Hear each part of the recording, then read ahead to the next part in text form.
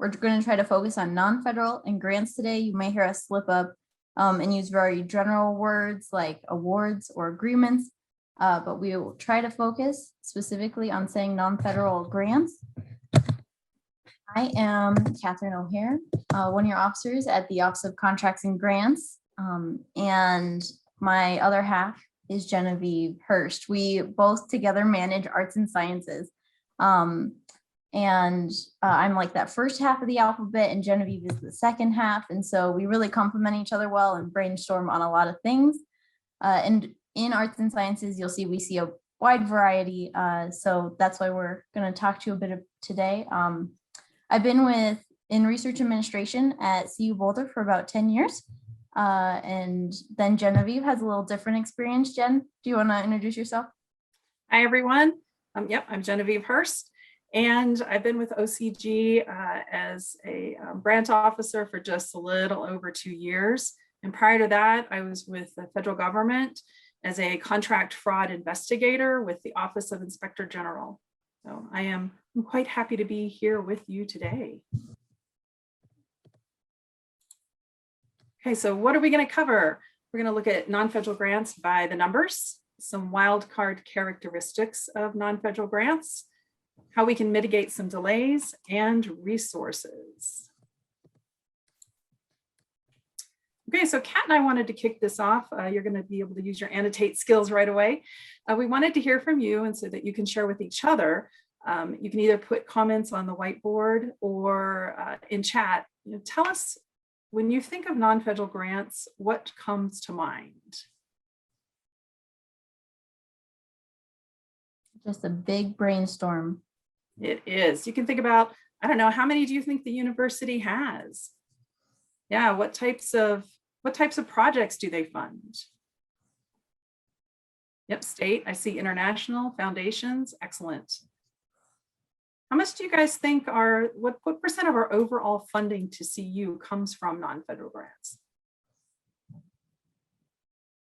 Yep, industry, no guidelines. Somebody's familiar. That was Janice. That's one of our team. You can send your questions all to her in the chat. And who do you think some of these sponsors might be? Messy. That's how I feel sometimes. Yeah. Yep, less reporting, associations. Yeah, definitely some of you are, oh, pardon? $500, like when we receive those little grants that are like, here is your little purse of money. Yep. All right, so we've got some 25%, 30%.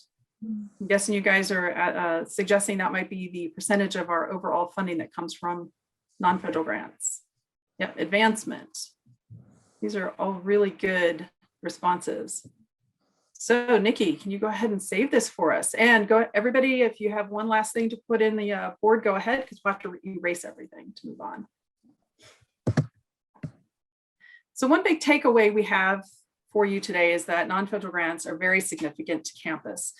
They're a sponsored project, but they're more or just a little different than what you would typically think of as research. So like Kat mentioned, we support arts and sciences. So those departments that we work with, they support a very different aspect to this CU mission. This could include things like instruction grants or public service grants. And oftentimes the work that we see on non-federal grants is very innovative. It's creative, and it can involve an outreach element that will impact the community. So it might be a little bit different than what you see typically between four walls of a lab. And there is a very strong financial component. So let's go ahead and take a look at that. So whoever put 25%, you were spot on. Non-federal grants provide 25% of our overall funding for CU for awards. And we're talking $157 million, a little over that. So that is quite a significant chunk of our funding.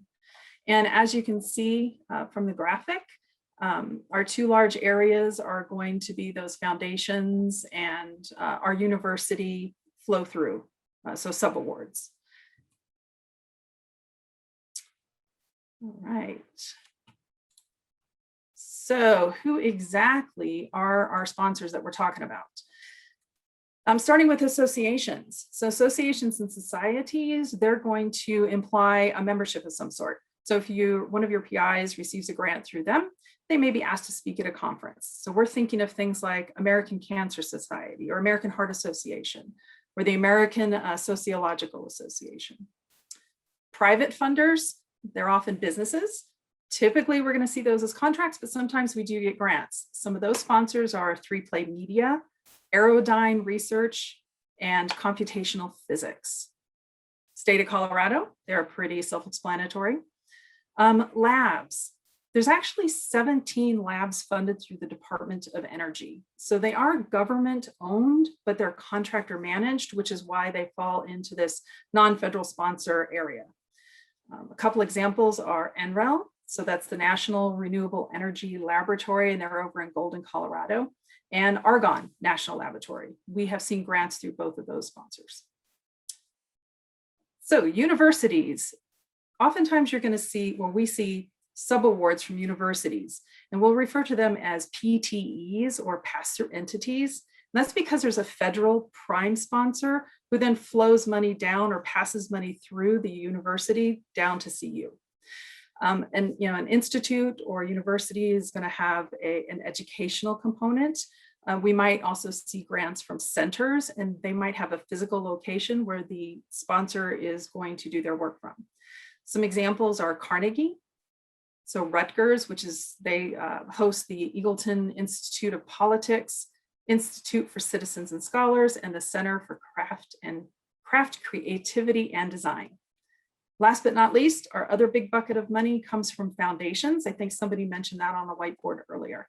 And they'll typically support a specific type of research. So examples are Alfred P. Sloan, the Packard Foundation, Simons, Betcher, and the Cure Epilepsy Foundation. All right. So we're going to go through kind of life cycle of an award and look at how these different characteristics affect different stages or where they first pop up. And hopefully it'll be an opportunity for you to know, like, you can reach out to OCG. We have our proposal analysts on the proposal side, your grant and contract officers on the post-award side, but we want to approach this together and work together as a team so we can handle these items that are more difficult or acknowledge what we have allowability and flexibility in. Anyway, so you'll see examples on the slides, and the examples are for you to, take home if you want to have specific language. We won't read through every single example.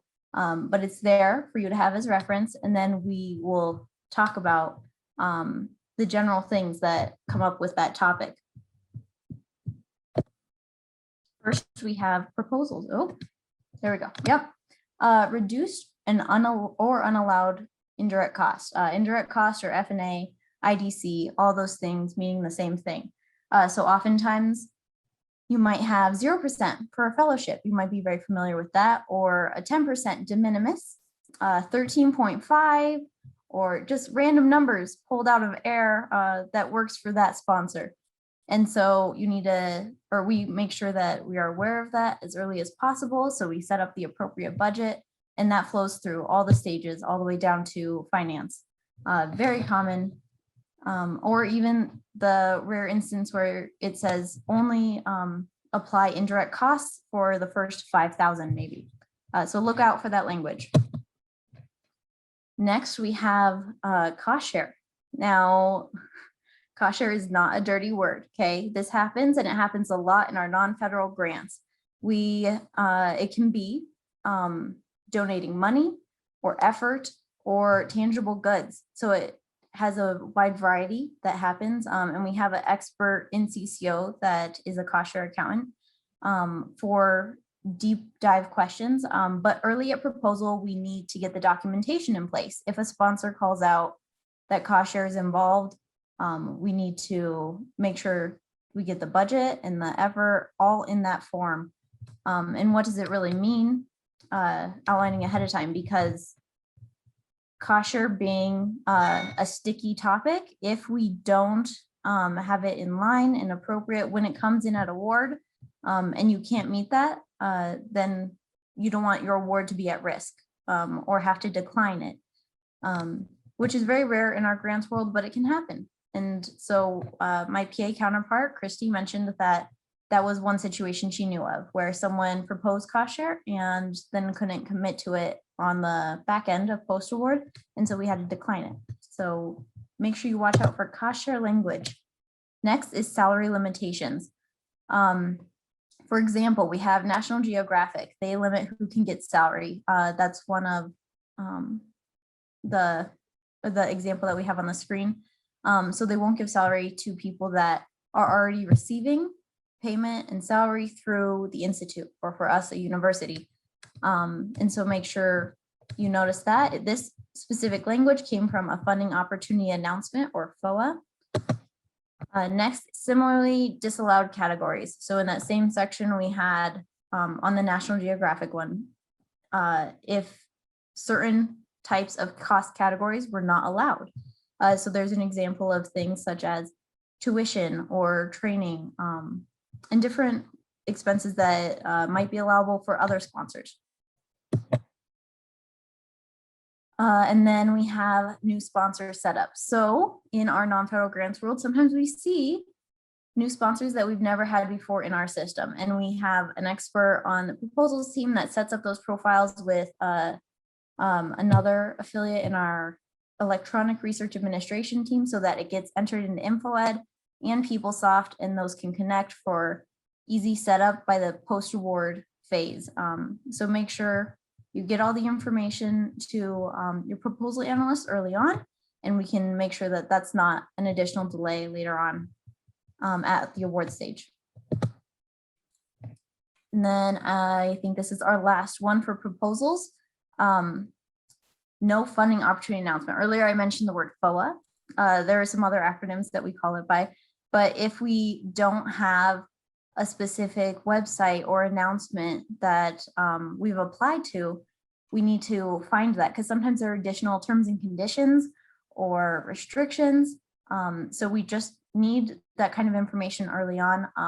If you have it in an email even.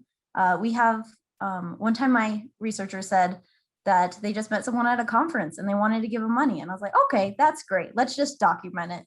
So whatever you have, let's have email, websites, whatever we need, a PDF for our record, so that we are all covered and have the full terms and restrictions available to us. Send those to ocg@colorado.edu. Now that was the proposal section.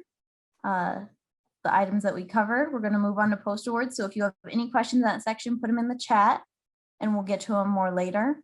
But this is your quick breather, and then we are moving on to Jen with post award.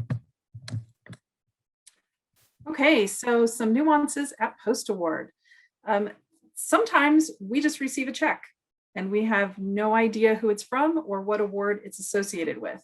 In fact, just as we were putting together this presentation, I had one that the campus controller's office sent over to me. It was a $158,000 check with no information on it. So it took a while to figure out where that award was. And so we often try to get at least the sponsor to put a title or a PI or the OCG award number on the check, reference it somehow, and that is a great help.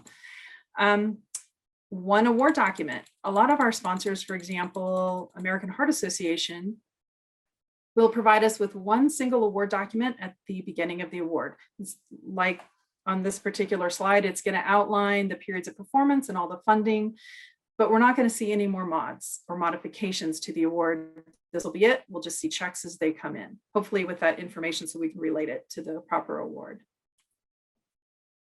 Okay. So the search for terms and conditions. This is one of my favorites. Oftentimes we'll have a website for a sponsor that is really well done. It has a lot of great information. This particular image I took from one of those websites.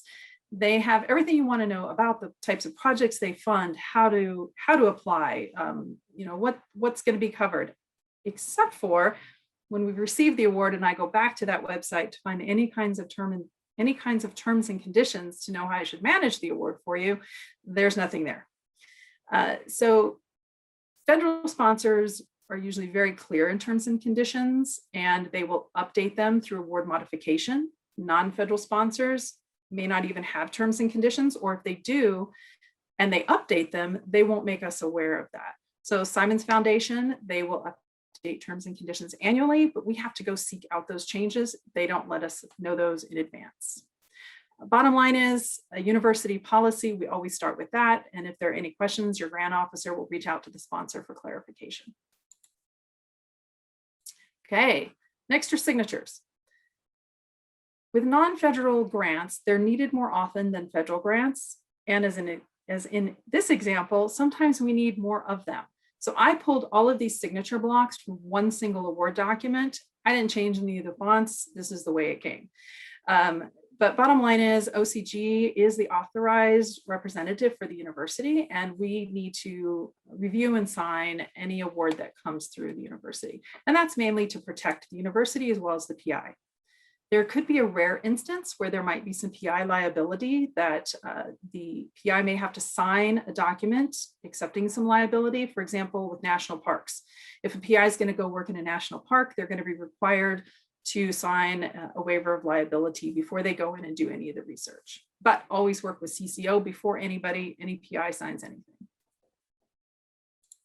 Okay, next. Flexible period of performance. So sometimes we'll see an award document where the start date isn't clear. We don't know if it's when they mailed it to us, when we sign it, if the sponsor is going to sign it, is that the start date? There might not even be a defined end date. For example, in this one, the project completion date is fall 2022. And I'm sure each one of us could pick a different date for what that might mean.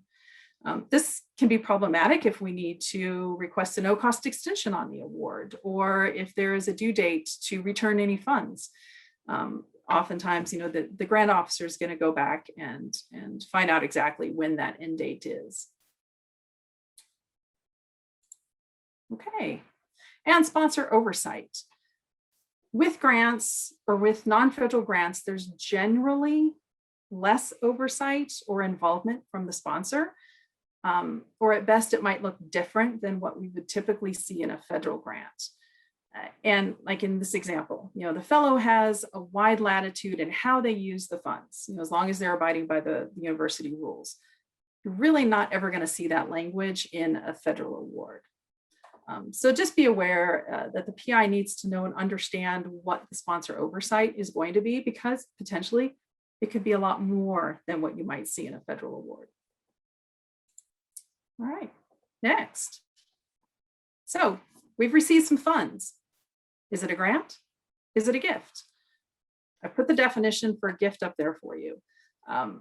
So we need to determine if it is going to be a gift, then we will hand it off to the Industry and Foundation Relations Office. If it's going to be a grant, then it stays with OCG, and OCG is going to manage it.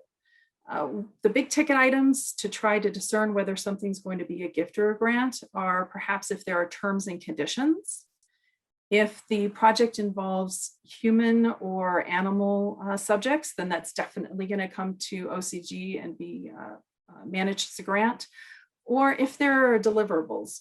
So if there's a particular outcome that the sponsor is requiring of the PI, then OCG is going to take that over. Sometimes it takes a while to figure out if it's a grant or a gift, but please work with the grant officer and we'll get that sorted out for you. I have a brief comment. Earlier on the whiteboard, someone wrote advancement. That is the previous name, but I believe this is the newest name for that department, Industry and Foundation Relations. For the all 4 campuses of CU, we call it Foundation also.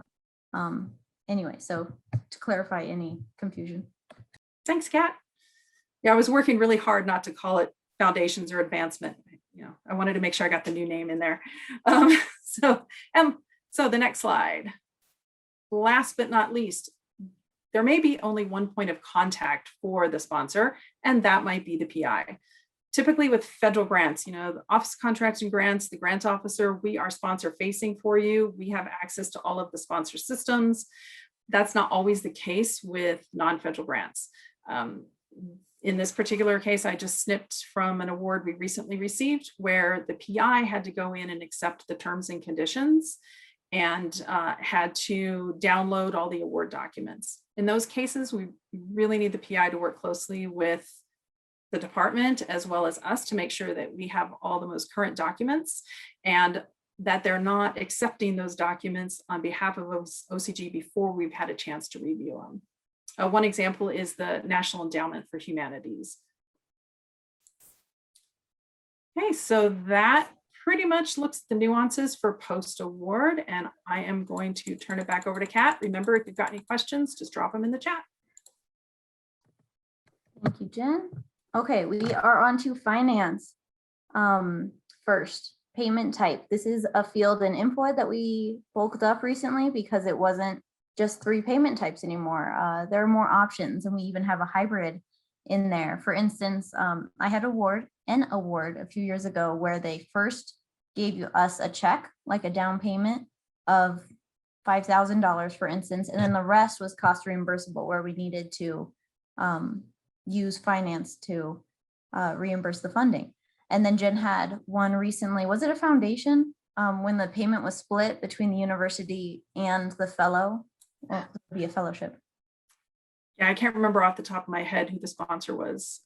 Yeah. But yeah, it was that we had to determine who was going to get what amount between the fellow and the university. Yeah. And so it was part of the responsibility was on the fellow. So those are interesting payment types to be on the lookout for. If a check does get sent to you, your department, so PI or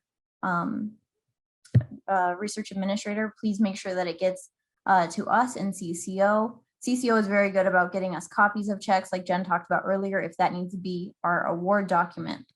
So that is a tricky situation. The second one that comes to mind is tax implications, very closely tied to the previous one. Sometimes we aren't alerted to small awards that come directly to PIs or fellows because maybe they don't know that we can like support them and work together. But oftentimes when it comes to taxes and they realize that they need to account for it on their taxes, they're like, oh, but I can run this through my university and that has different taxes where I don't have to pay it directly. So yeah, there's a benefit of working with the university. So alert us to that, send it to ocg@colorado.edu so we can make sure all the bases are covered and that we're eliminating that risk, mitigating that risk. Okay. And then lastly, for the finance that we're going to talk about from our OCG perspective, we do have some CCO people in the chat box though. If you have a finance question, it's okay to drop it in there. I saw Erica Davis is online. She's one of my go-to accountants. So please drop it in there and maybe she'll be able to help you. But lastly, spending restrictions. This affects us all the way from OCG needing sponsor approval to the finance side of working with university policy. Can we do this expense? We get these questions all the time, OCG and CCO together. So sometimes we have awards where it says you have no deviation authority. You need to spend exactly as the budget dictates. And then you have the totally opposite side on foundation awards sometimes that say you can spend basically however you need to get the scope done. Very free flowing money, but we still need to incorporate university policy as mentioned previously before. Jen, you put in an example here for State of Colorado Program Theater Grant. Do you want to talk about that? Yeah, that one was an interesting grant in that, oddly enough, they were very, very restrictive on how the PI could spend money. And even for the smallest dollar amount, we had to go back and request a change. $500 here and there. Usually that's not something we would worry about, but for this particular sponsor, they were concerned. Yeah, so some sponsors care more about the deviation percentage, and sometimes it's more based off the category. Like you can't change within cost for tuition maybe, or participant support is more what we see on the federal side. Anyway, so look out for your spending restrictions so that we stay compliant and don't have any costs unallowed. Those are the 3 that we are covering today. Attend your CCO trainings for more in-depth discussions on that. Jen, last section. Okay, so we are now at the end of the life of the award, and we're looking at some nuances for closeouts and deliverables. So the first one is reporting. Now, this particular clip that I took from an award to me reads like a middle school math problem, word problem. It's kind of a headache. They can have some complex reporting requirements or no reporting requirements. And sometimes be aware that unlike federal awards, where we usually have that 90 to 100-day post-award latitude for submitting reports, with non-federal grants, they could be required at the time the award ends. So the PI needs to be aware of that. And there might be an undefined format. The sponsor may not have guidance for how that report needs to come into them or what it's supposed to look like. Okay, next. So publishing. There may be a requirement in the award terms and conditions that at the end of the award, the PI is going to submit manuscripts or articles for publication. They just need to be aware of that. And it is up to the PI to be responsible to understand what those specific requirements are. That's not something that OCG will assist with. And lastly, presenting. As I mentioned, some of those associations or societies that we get non-federal grants from, they'll have conferences and their members will attend those conferences. So they might request that all the fellows that received grants for a particular year may gather together, and each of the recipients is going to present their research and the results to the association and the society members. So right now, most of this is happening virtually, obviously, but as things open back up, there may be a travel component at the end of an award that a PI needs to be aware of. All right, so those are the 3 areas, the nuances for closeout and deliverables. So over to Kat to start discussing delays. We do have specific compliance teams within OCG and CCO. To talk to the OCG one, please email ocgcompliance@colorado.edu. Betty was our consultant for that section, so thank you to Betty. Let's talk about some delays. They happen, especially with non-federal grants, because it's a mixed bag, right? We don't know what we're getting always, and it could be easier or it could be more difficult. So that's what we're going to jump into. The unique delays. The biggest one that comes to mind is a RASP. So we're going to spend a little more time on this one because I got to make some fun tools for us. First, I want you guys to guess or type out what you think RASP actually means. What is it an acronym for? Is it an acronym? What feelings do you have when you hear the word RASP? Yeah, what comes to mind? So get out your annotate if you haven't already. Yep, big question marks. So this word has been here for I don't even know how long. It started before me. I know when we were in paper files. Jen Stroh is sad. Sad face.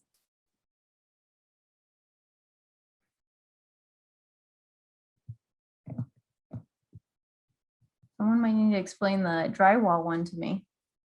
Routing as sponsored project, routing as a proposal. Routing as a proposal would be RAAP. Received as slow as possible. Okay, someone gets points with that.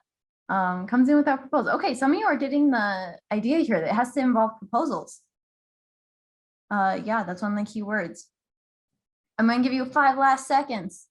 Someone says rough. Research award sponsored project.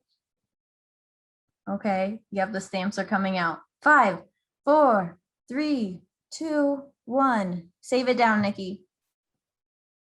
No more answers will be accepted at this time. Put down your pencils and then clear the board. Thank you. Okay. RASPs. Oh, I could have left it up on the last slide, but RASPs are route as proposal. It's a tricky acronym because it's not 4 words, it's 3. As is literally 2 of the letters. Anyway, route as proposal started when we had paper documents, and we would get an agreement in and have no record for it in OCG. And so it would go to the proposal person and they would have to find all the documentation, make it all happen. And then they'd pass it over to the post-award side. And so the grant officer could receive it and go through their parts. Thankfully, now we have a little tighter timeline on that because it's electronic. And so at the same time, I can work on it while my proposal analyst does. So Tessa, for instance, is my proposal analyst on a lot of RASPs because those are our units. And so she'll gather all the proposal documentation like FOAs and budgets, anything that really we have, and then I'll do the post-award side. So when a proposal is done with us, it's oftentimes because a researcher or a faculty member got funding without telling us, but they didn't know maybe to tell us, or they didn't think it would be formal enough to involve OCG. Those things happen.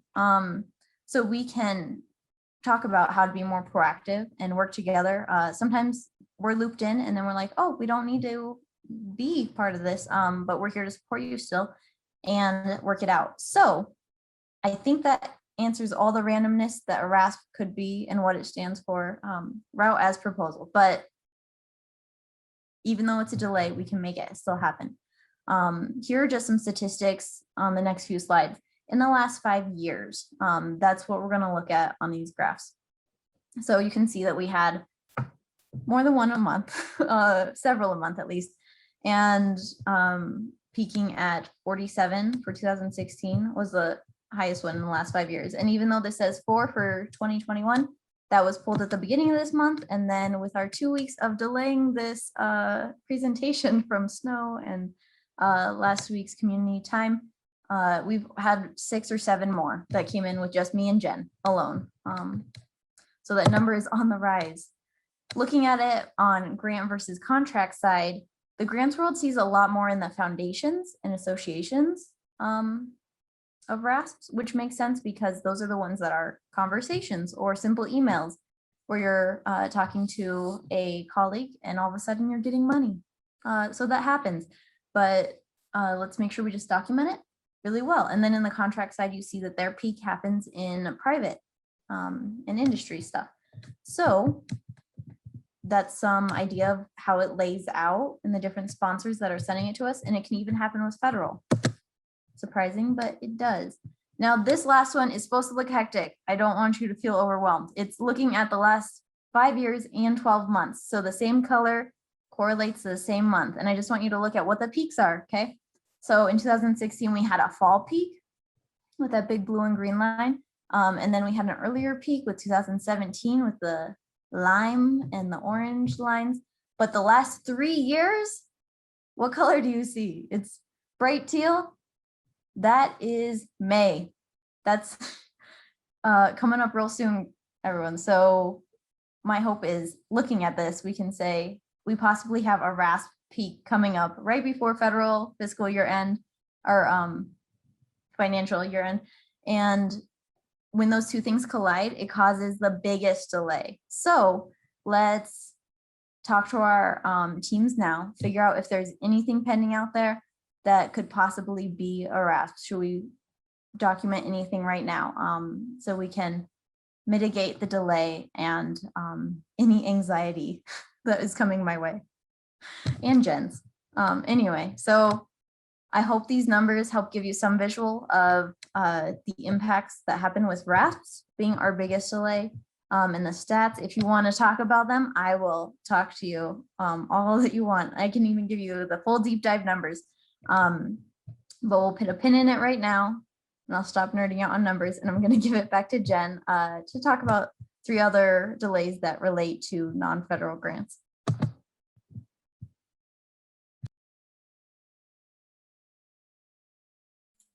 Okay, so we just have 1 slide. So actually we're kind of coming to the ends of our presentation. So if you are thinking of any questions or want to make some comments, if you want to start getting those ready, and we have 1 more activity after this for you. And so a couple other common non-federal grant delays. Number 1 being signature authority. So this happens if the PI doesn't realize that they can't sign for the university, can't sign an award, and they go ahead and do that and then submit it to the sponsor. We will have to work with the sponsor to resubmit the paperwork, or figure out how we can make sure that the university is taking on the responsibility for accepting the terms and conditions of the grant. So once again, just be aware that OCG, we are the authorized official to sign any award documents. More approvals required. So depending on the sponsor, there could be approvals that the PI is not aware of. For example, if they don't know that they need to request an IRB, human subjects approval, and they've submitted a RASP, IRBs can take months before they get approved. So that can really delay the project starting. If the sponsor has an indirect cost rate that's lower than the universities, we'll have to get approval for that. And likewise with cost share. I recently had an award that we worked through where there was cost share identified at post-award. I mean, this wasn't on the PI, this wasn't anything the department would have known. We just noticed it once we received the terms and conditions. So at that point, we had to go back and get all the cost share forms. We had to revise the budget. And so obviously there was a bit of a delay there. And last but not least, the catch-all missing documents.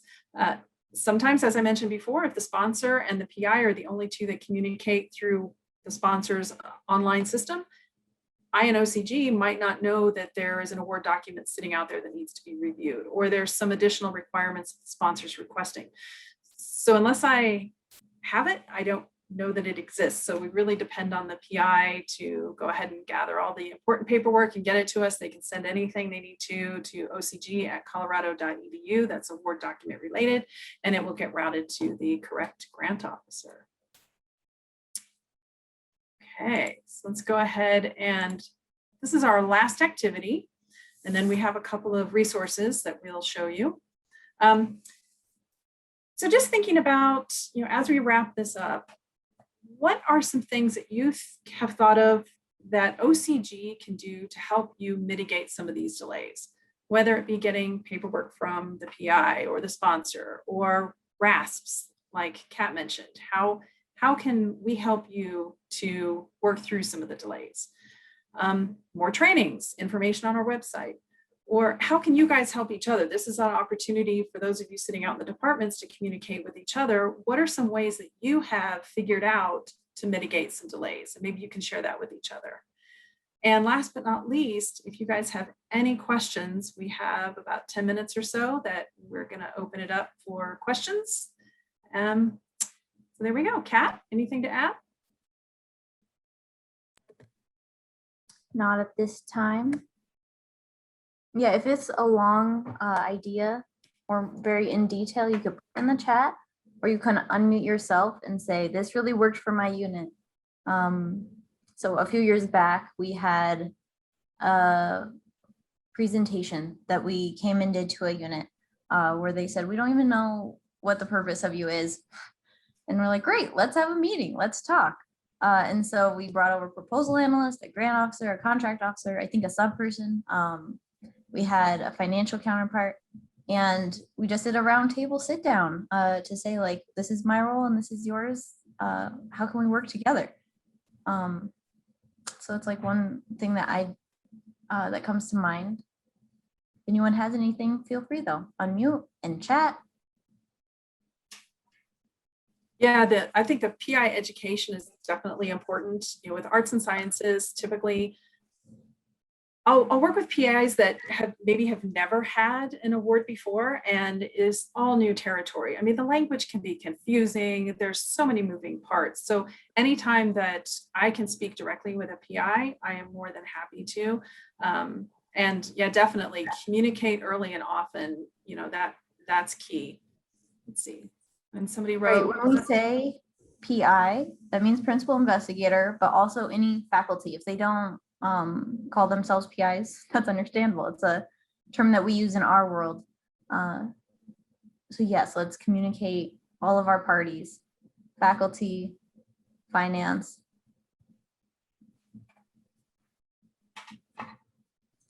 That's interesting, actually, communication with the PIs. You know, I was thinking for my department, we might even do a small life cycle of an award just for the PIs. So they know, like, this is what the finance people do on our end. You know, it's not like a Hunchback of Notre Dame hiding in the bell tower or whatever. Yeah, Beth, which unit are you with right now? I'm with civil. Okay, yeah, so engineering has some really good resources. Engineering department has some really good resources, you know, having a lot of admins to collaborate with and Yeah. work. Yeah, I appreciate that. Yeah, and I know before we all went remote, I would try to make an effort to meet with the departments, whoever wanted to. And I'm still more than willing to do that. And we're able to do that through Zoom. And sometimes it's actually easier because we all don't have to, you know, meet at one physical location. So yeah, if you've got PIs that, you know, somebody in the department wants to work with a grant officer and do some kind of presentation, that would be wonderful. More than happy to do that. Most of the time, I don't know my faculty have even made a proposal until it shows up in my inbox as a done deal. And 99% of the time in history, it's supposed to cover their salary, but it doesn't include benefits. Is there a way that we can ask the sponsors to add benefits? Or is it just, we just have to deal with it? Right, so I was trying to look for examples that we've had specifically in history department with that language. Me one from another department that she had recently. So this is a thing that can happen. Do you have a specific example in mind?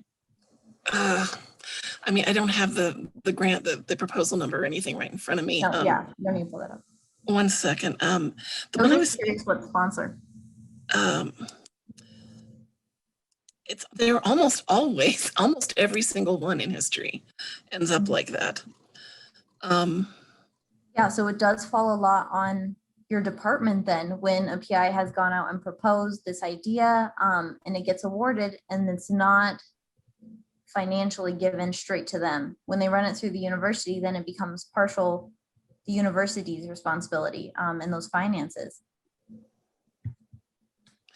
Yeah, the one I'm just trying to think. The Elizabeth Fenn had one that just closed out fairly recently. So, unfortunately, I can only Zoom on my laptop, but all of my documents are on my desktop, so I have to switch back and forth between this on my laptop and my remote into my desktop to find anything. So one idea is that when our faculty proposes out on their own, maybe it's that they don't know that they're supposed to factor that into their budget. So working with a proposal analyst to make sure we have a full budget and all those things flow together, like fringe is accounted for and F&A if it has to be, so that we don't have to take it out later. There are times when we received an award and all of a sudden we need more money, so we propose a supplement. So if for some reason we need to, we can try to ask the sponsor for additional funding that does support that piece. Yeah, that's good to know, because I know several of my faculty have just received awards, and I have not had a chance to look at them because it's just been within the last couple of weeks that I've found out, and I haven't had a chance to look to see if they have any of that language about fringe. And I just know that the department can't afford to be paying fringe on a whole bunch of projects. Yeah. So it's really important that that gets taken into account from the very start. Mm-hmm. Especially with the localization this past year, you know? Yeah, exactly. It didn't used to be an issue. Now it is. So we gotta pay. How are we gonna pay? Nice I to know meet you. Megan's had a question, so I want to make sure that we give her time. Yeah, Megan. Thank you both so much. This is super helpful. I have a question, and then I'd love to just make a general comment. The first one is, my question is, like, how does OCG and CCO how do you all work together? And I'm curious because I know like they're very distinct processes, but I'm not always quite sure what is an OCG question versus what is a CCO question. And so then when I'm asking it to the wrong person, then I'm experiencing delays because I'm not asking the right question to the right person. And so I'm curious about like, what is that interface and how do you all recommend to navigate that? Because, we don't always know necessarily who our CCO grant accountant is unless we go find that person ourselves. So I'm just curious about how does that relationship kind of work between you two? Jen, do you want to go this time or do you want me to? Well, I'll start out, just right off the bat, and I know sometimes questions are on the fence, whether it would be a CCO or an OCG question, and sometimes I'm not sure if it's a CCO or OCG question until I get more information. So I always say, if in doubt, just go ahead and start with me as a grant officer, and then you're correct, I may have to refer you over to the grant accountant, the area accountant on the CCO side. So when you're talking about how we work together, we have our InfoEd to CCO system process, and that is definitely linear and streamlined, and we can track where an award is in that process for you. It's pretty easy to do, or you can look up where that is in InfoEd. It's when questions come in that then we sometimes have a problem. So what I say is, since we in OCG are sponsor facing, if we're asking for prior approval or we need to make a change in terms of the award terms and conditions, it's definitely going to fall into an OCG bucket. If you're asking about allowability, can I pay for something? Does the university allow us to pay for this on an award? Once you start talking financials, it's going to fall over on the CCO side. Kat, what else do you think? No, I think that is a good point to start with it. Like, do we need sponsor approval or is this an internal discussion? When we get these allowability questions that fall in both of our camps, we try to loop each other in and have an email documentation, like no sponsor approval needed. You can take this over, or speaking to the accountant, like this, my part is done. I'm going to leave the rest to you to speak to university policy. Oh, thank you for looping me in. Yeah, I do need to request participant support reallocation. So I'll be in touch, or like, we need this type of documentation. Does that answer your question, Megan? It was easier when we walked down the hall to each other. I miss that so much. Yeah, and Megan, I can actually add to what Kat and Jen just said. Erica Davis here with CCO Foundations. Honestly, if it has to do with your financial side, is it allowable within the award terms? OCG can answer that, or I can answer that, my group. And but if it has to do with what Jen and Kat just said, we need a no-cost extension, or we need to reallocate funding due to budget changes, budget justifications. It's as simple as just going straight to OCG, because that's what I would do as a grant accountant. But if it has explicit details with the finance part of it, I handle that for you. Thank you, all three of you. That is incredibly helpful, because it's been like, I don't know who to ask. And so, and I think that I'm finally like getting to the right person now, which is awesome, but I appreciate that. Anybody can reach out to me anytime, and if it is for a grant officer, I will seek out that person. Thank you so much. And I just wanted to say to the presenters, thank you so much. I really appreciated this presentation because it was a little simpler. Some of us are generalists, right? And we're only touching maybe one grant. And so like learning all of the different components that our super expert people who do grants all the time know, it's really helpful to have some of these kind of more pared down, like basic kind of training. So keep them rolling because they're really helpful. So thank you. Oh, that's good to know. Yeah, we were trying to have a discussion on the random things that we see all day long, but keep it still that it's applicable enough and that you'll be able to recognize it. So I hope that language on the slides does help. Jen was great at hunting those down. She, from her investigator life before OCG, I think that really jumped in there. I'm just so impressed with you finding all those examples, Jen. You No guys worries. good comments in the chat, good ideas for what has worked with your unit. So thank you for sharing those. You want to do resources, Jen? Oh, do we have any other questions?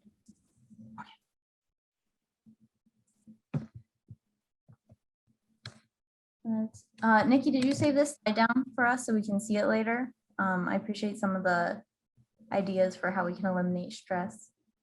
And Yeah, I like that timeline idea that somebody put in there. I'd like to, whoever mentioned that, I'd love to hear from you, kind of what concept you're thinking of, because I have my own thoughts on it. So feel free to contact me. Jen loves making tools. Yeah. Okay, so Jen, sorry, I'm going to jump in on this one. That's okay. It's all We have the yours. directory online. So Megan, this might also help online on our OCG site. We have who is your proposal analyst for your unit, who's your grant officer, your contract officer, or subs meaning outgoing subs, not incoming like pass-through entity awards. Okay. So the directory is very helpful in our that's how to get to the first appropriate person at the OCG site at least. Don't just go to the top of the list and bother the person that's name starts with A, okay? Because our friend Jen Archuleta got those calls all the time and she's like, why are people calling me? So try to find your unit and that'll be your team that's dedicated to you. We talked about industry and foundation relations, also known as advancement. So there are gift counterparts. And we have a special team in OCG leadership that is working with them to make sure communication lines are open and that the right type of agreement is being monitored by which unit. We talked about CCO, campus controller's office, that's accounting, finance.